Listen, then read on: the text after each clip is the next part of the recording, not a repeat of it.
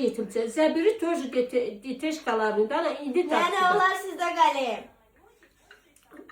Неделю же они у нас вот надоели. Пожалуйста. У кого дочка есть, когда замуж уходит, близко не давайте, пожалуйста. Ne.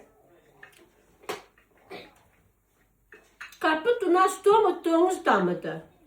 Ayma Bakıda getdim bir ay qaldım отдохнула. Теперь bir ayda bax я отдыхаю. Я что, обязана, что ли? Алса yetim Я çocuk. должна вам. Ay sen yetimçelerinde, при чем я Ben здесь? sizde kalacağım. Ай, да они же мои дети, я Давай, я забыла. давай, идите домой быстро. Benim Давай, arkadaşım. идите. Hep şeye bak. Не хотят, Айма.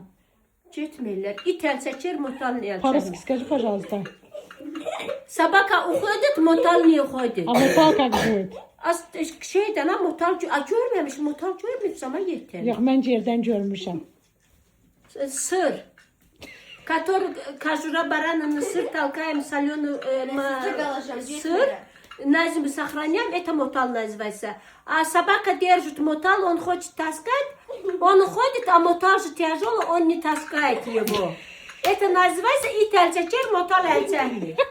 Ben gitmeyeceğim. Ayma mən aparmıram uşaqları. Dana Mən ceni yükdüm. yiyin, dana ceni yiyin. Ay, bir cenisəniz. Bir de Getmirəm. tat su da dana. Mən gedirəm, uşaqlar qalır.